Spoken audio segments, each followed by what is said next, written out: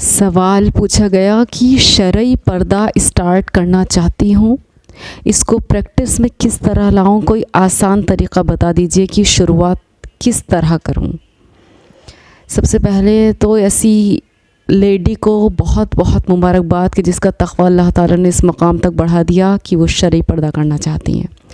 उसके बाद कुछ कंडीशंस जो शरई पर्दे में आती हैं और जिनसे डरकर हम शरई पर्दा नहीं करते। अब इसको प्रैक्टिस में किस तरह लाया जाए, इसके बारे में मैं आपको बताती हूँ कि जब आप शरई पर्दा स्टार्ट करती हैं तो दो कंडीशंस सामने आती हैं। एक तो जो बिल्कुल महरमों के बाद नज़दीकी रिश्तेदार होते हैं उनके साथ गैदरिंग और उनके साथ फूड शेयरिंग, यानी खाना पीना, जैसे कि देवर जेठ और उनके बच्चे या चचेरे तयरे बहन भाई। ये रिलेशंस ऐसे हैं जिनसे बार बार राब्ता भी होता है और इनके साथ खाना पीना भी होता है। तो इसके लिए जो पिक्चर वीडियो में आपके सामने शो हो रही है, सबसे पहले तो इस तरह से दुपट्टे को ओढ़ने का एहतमाम कर लीजिए। थोड़ा सा दाएं और थोड़ा सा बाएं अपने दुपट्टे को बढ़ा लीजिए, जो एक घूंघट टाइप की शक्ल ले लेगा, और सामने से इतना बढ़ा लीजिए कि आपका फेस सामने वाले को नज़र ना आए, लेकिन चलते वक्त रास्ता आपको नज़र आ जाए। तो जब वो नामहरम जो बहुत करीबी रिश्तेदार हैं घर में मौजूद हों तो आप इस कंडीशन में चल फिर भी सकती हैं और अपना काम भी बआसानी किचन का कर सकती हैं।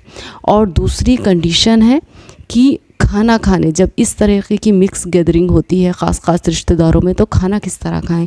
तो इस तरह का ध्यान रखें कि हमेशा जिनसे आपको शरई पर्दा करना है उनके सामने वाली नशिस्त, उनके सामने वाली सीट आप ना संभालें, बल्कि साइडों वाली सीट संभालें। क्योंकि जब आप शरई पर्दा करते हैं तो ये मुमकिन है कि सामने वाले की नज़र आप पर पड़ जाए जब हम आमने सामने हों, लेकिन साइड पर इसके इम्कान बहुत कम होते हैं। और अगर आपके शौहर या महरम रिश्तेदार उस जगह पर मौजूद हैं तो हमेशा कोशिश कीजिए कि आप उनकी साइड में ही बैठें, ताकि उनकी एक आड़ भी आपको मिल जाए। इसके अलावा मोहब्बत खुद सिखा देती है, आदाब मोहब्बत।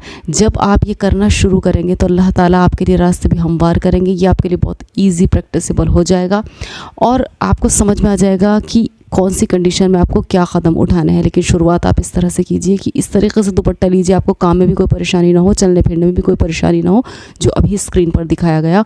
और जब खाना खाने की बारी आए तो इस तरीके से आप खाना खाएं। इसके अलावा जब हंसें तो इस तरह की आपकी आवाज़ उन नामहरमों के कानों में ना पड़े।